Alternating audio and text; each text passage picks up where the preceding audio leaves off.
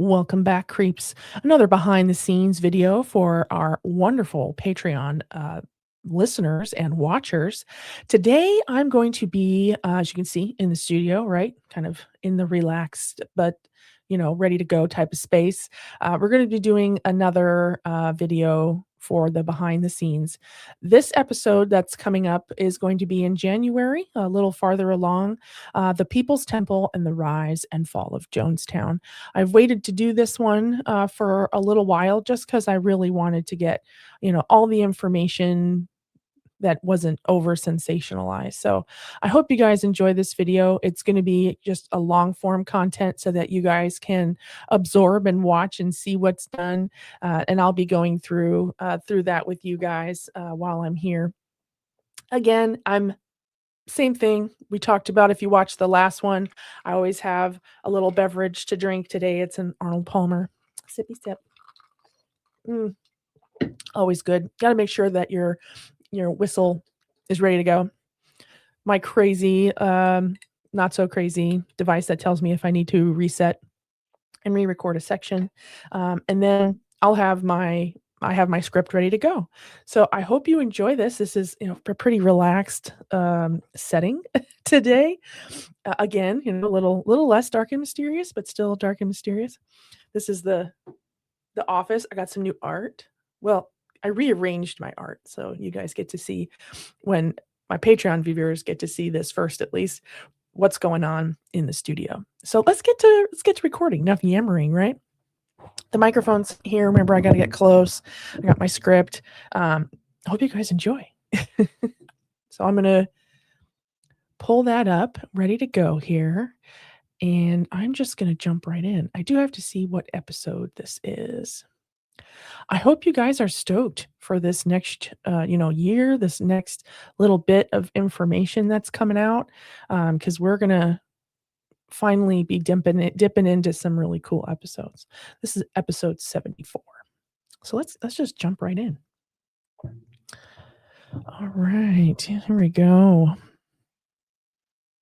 Get that all set.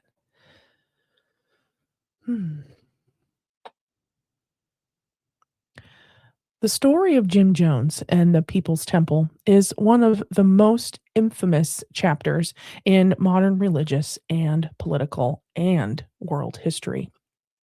It is remembered not merely as the tale of a charismatic preacher and his followers, but as a chilling, cautionary example of the dangers of unchecked authority and the seductive lure of utopian promises.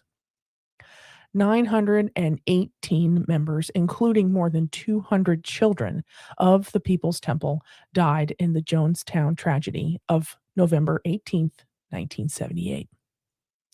The images of the compound following the massacre from overhead were more than many could bear, and no one could forget. The world was forced to confront difficult situations and difficult questions about faith, power, and the human search for belonging. We're going to examine the origins of Jones's ministry, the growth of his movement through the mid 20th century, the socio-political environment that allowed it to flourish, and the slow unraveling that unfortunately culminated in this mass tragedy.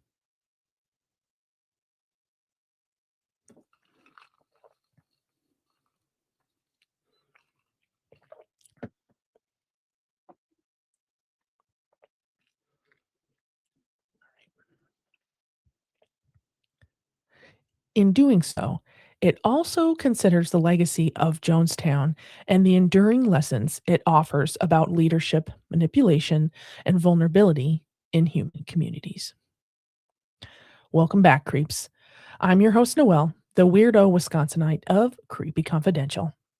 I open case files on cryptids, cults, conspiracies, and other worldly creepy. I suggest you grab a cup of your favorite creepy beverage and join me on today's journey into the strange and obscure.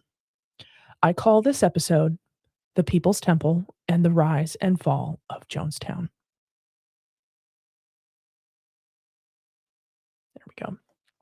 So I like to do, if you happen to have noticed, I like to do almost what I call like a cold intro. I give you a little sample of what's coming, and then I say hello. I do that intro where I talk about just who I am and welcome to Creepy Confidential, and then I jump into the meat and potatoes of the episode. So I'm doing the same thing today. So far, you guys are catching me on a good flow day. This is great. So we're going to jump into the episode next here. So far, everything's sounding pretty good. Excuse me. All right.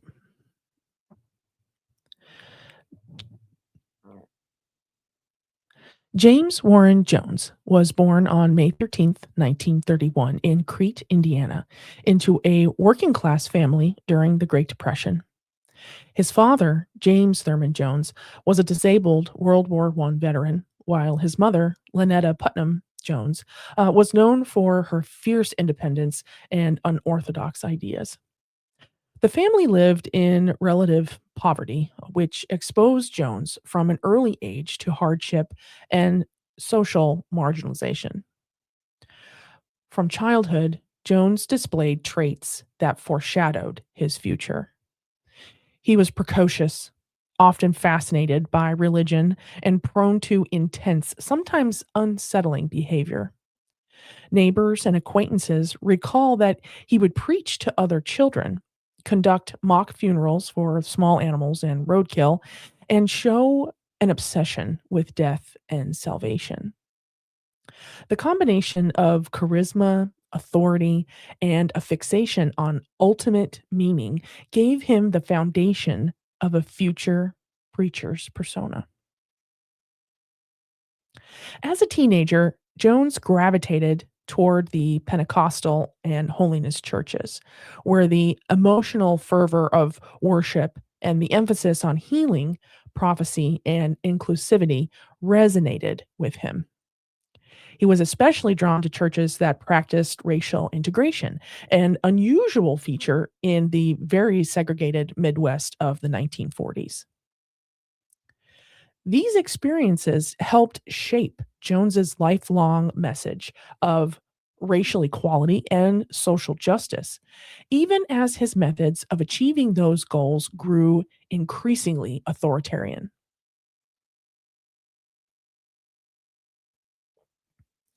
In the early 1950s, Jim Jones became an ordained minister in the Independent Assemblies of God. He soon founded his own congregation in Indianapolis, which he called the quote, Wings of Deliverance. This church later evolved into the People's Temple Full Gospel Church. That was the whole name at that time. From the outset, Jones promoted a message that combined Pentecostal enthusiasm with progressive social values.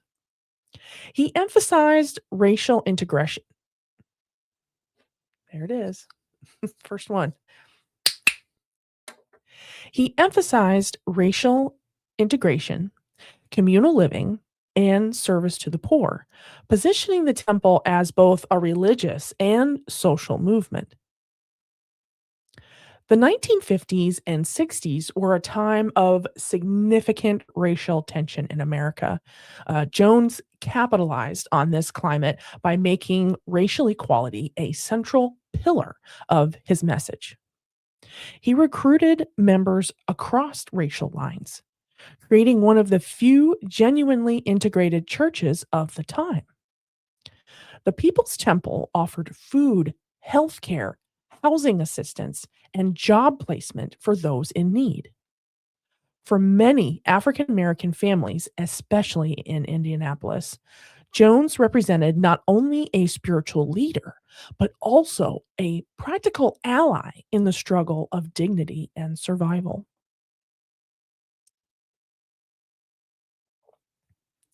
By the early 1960s, Jones had built a devoted congregation, and yet he was restless.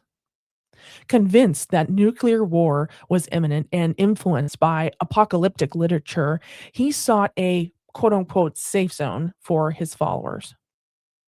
In 1965, he moved much of the temple's membership to Northern California, first settling in Ukiah. This marked the beginning of the temple's westward expansion, where it would grow exponentially in numbers. California in the late 60s and early 70s provided fertile ground for new religious movements. Amid countercultural, ooh, countercultural, that's a word.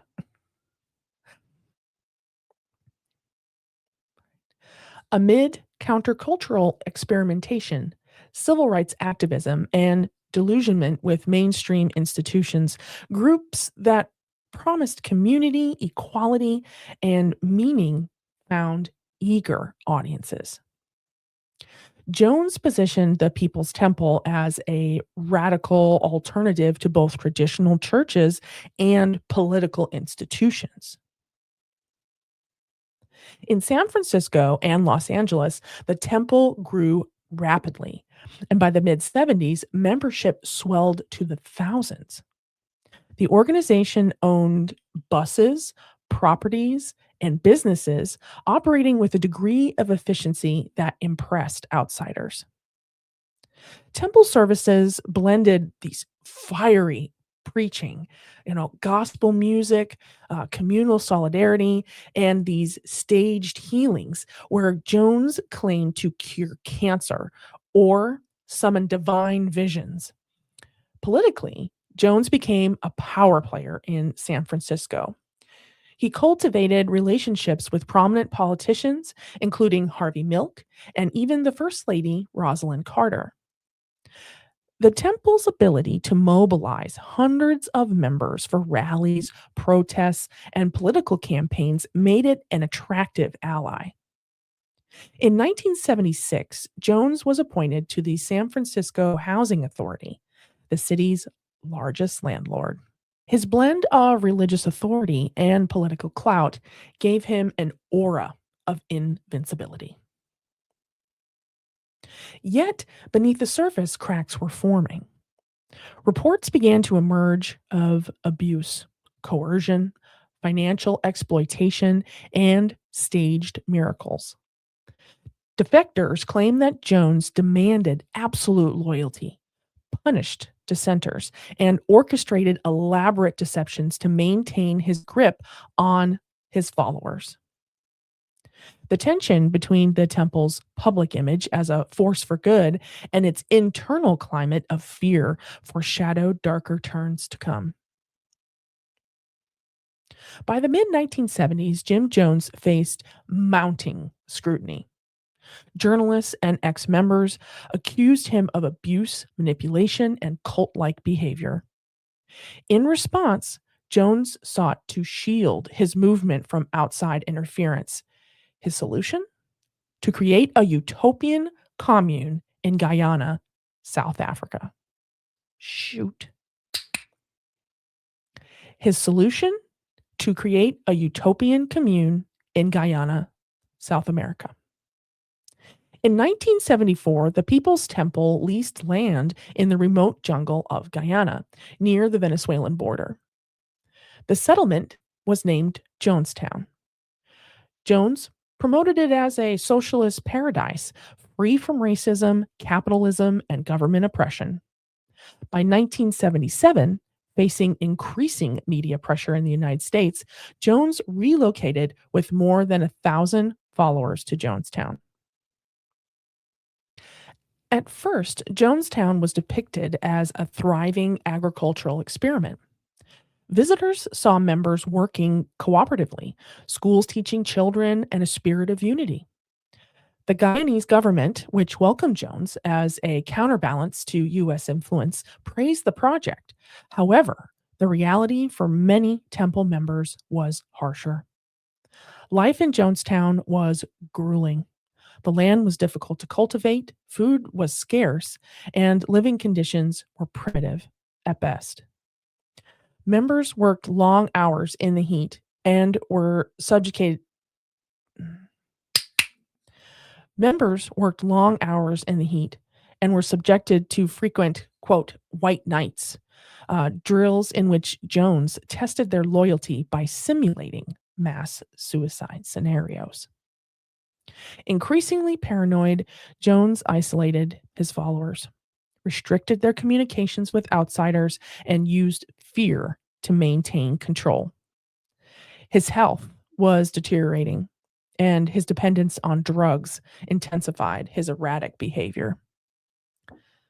The turning point came between 1977 and 78 when concerned relatives and journalists began investigating Jonestown.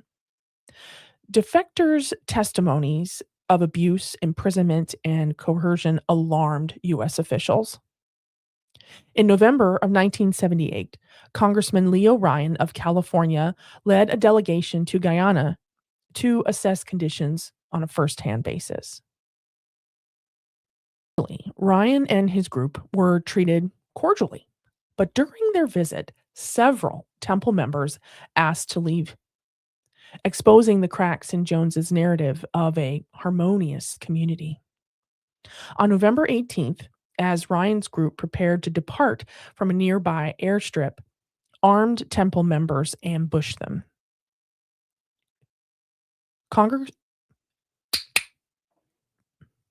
Congressman Ryan, 3 journalists, and 1 defector were killed, and others were wounded.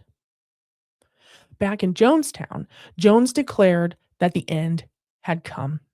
Framing the situation as a revolutionary act, he told his followers that they must commit revolutionary suicide rather than be destroyed by outsiders. One thing I haven't mentioned until now is that Jones really liked to record himself all the time. It was one of those, the speakers was always on, he always had a microphone, and he was always talking, and while he preached for, hours and hours, but the day this all came to a head, it was recorded. So stay till the end, and I will share some of that recorded audio. I warn you, though, it is not easy to listen to. Just keep in mind what's happening. There are men, women, and children, and you hear various things happening. So, just as a warning, if you've made it so far, but I would like to share that. In the hours that followed after Jones announced that it was time, over 900 people, men, women, and children, like I mentioned, died by ingesting or being injected by a cyanide-laced drink or a flavor aid, specifically drink. Those who resisted were forced or injected, and children and babies were among the first to die.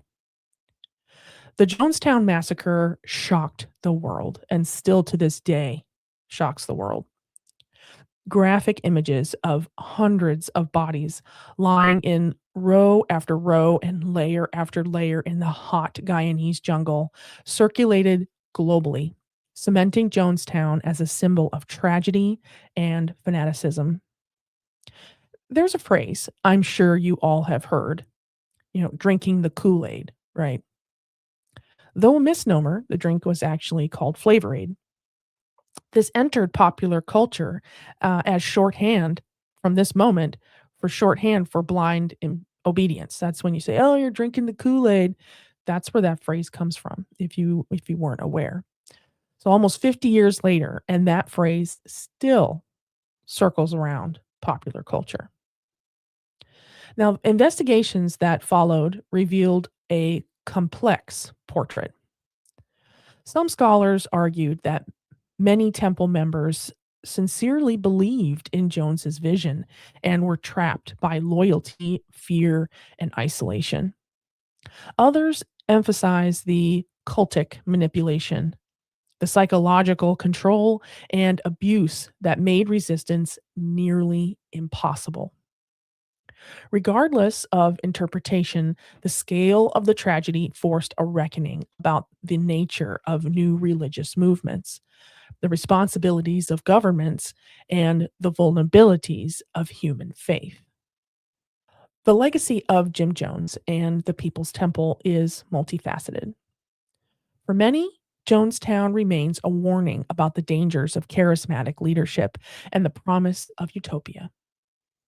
Scholars of religion and psychology have studied the case extensively, seeking to understand how ordinary people could be led to such extremes. Politically, the People's Temple remains an example of how religious groups can wield power in civic life for both good and bad. The temple's early emphasis on racial integration and social justice should not be overlooked, even though its collapse was catastrophic, for lack of that of a better word. For survivors and relatives, the tragedy is not simply a parable of blind faith, but a deeply personal story of loss, loved ones, and shattered communities. The rise and fall of Jim Jones and the People's Temple encapsulate the paradox of human idealism and vulnerability.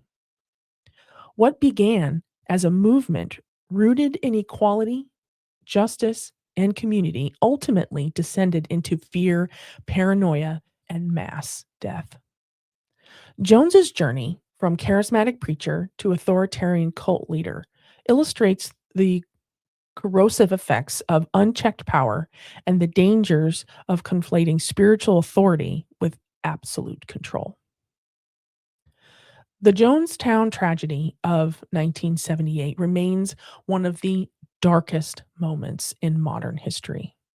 Yet it also serves as a reminder of the need for vigilance against manipulation, against blind loyalty, and against the exploitation of humanity's deepest yearnings for belonging and purpose.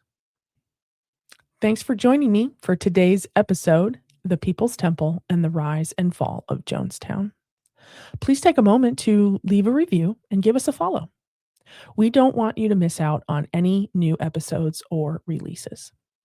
For more creepy content, visit creepyconfidential.com and stay creepy, my friends, and I'll catch you next time right here on Creepy Confidential.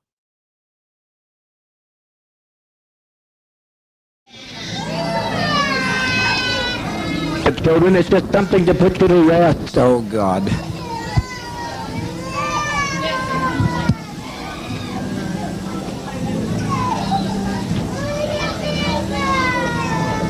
Mother, please. Mother, please, don't do this, don't do this. Lay down your life with your child, but don't do this.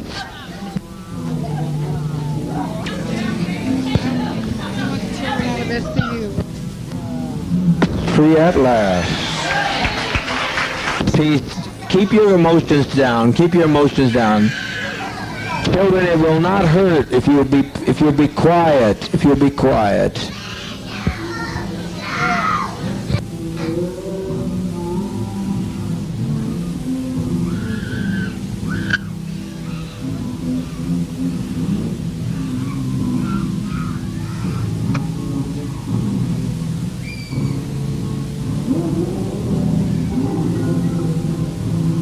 It's never been done before, you say.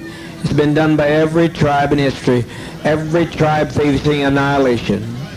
All the Indians of the Amazon are doing it right now. They refuse to bring any babies into the world. They kill every child that comes into the world because they don't want to live in this kind of a world. So be patient, be patient. Death is, I tell you, I don't care how many screams you hear, I don't care how many anguished cries. Death is a million times preferable to 10 more days of this life. If you knew what was ahead of you, if you knew what was ahead of you, you'd be glad to be stepping over tonight. Death is common to people. And the Eskimos, they take death in their stride. Let's be dignified. If you'll quit telling them they're dying, if you adults would stop some of this nonsense, adults, I call on you to stop this nonsense. I call on you to quit exciting your children when all they're doing is going to quiet rest. I call on you to stop this now. If you have any respect at all, are we black, proud, and socialist, or what are we? Now stop this nonsense. Don't carry this on anymore. You're exciting your children. All over, and it's good. No sorrow that it's all over. I'm glad it's over. Hurry, hurry, my children, hurry. All I say does not fall into the hands of the enemy. Hurry, my children. Hurry. There's seniors out here that I'm concerned about. Hurry. I don't want to leave my seniors to this mess. Quickly, quickly, quickly, quickly, quickly. Sisters, good knowing you. No more pain, Al. No more pain, I said, Al. No more pain. Jim Cobb is laying on the airfield dead at this moment. Remember the Oliver woman said she'd come over and kill me if her sons wouldn't stop her. These are the people, the peddlers of hate. All we're doing is laying down our life. We're not letting them take our life. We're laying down our life. We're seeking their lives. We just want peace. All I'd like to say is that my so-called parents was filled with so much hate.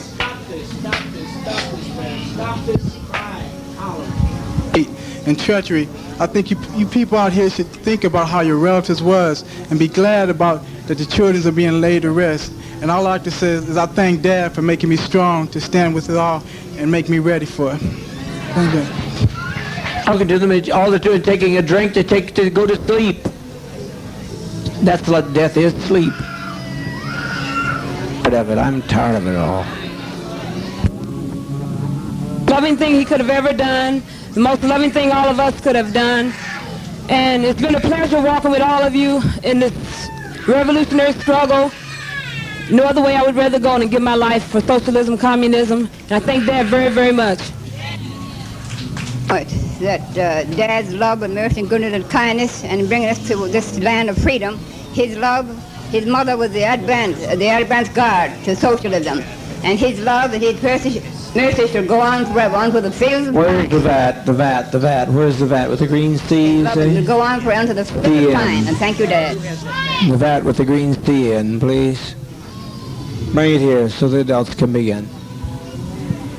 Beg you, don't fail to follow my advice. You'll be sorry. You'll be sorry. That we do it than that they do it. Must trust you. You have to step across. We used to sing this world's not our home. Well, it sure isn't. As we were saying, it sure wasn't.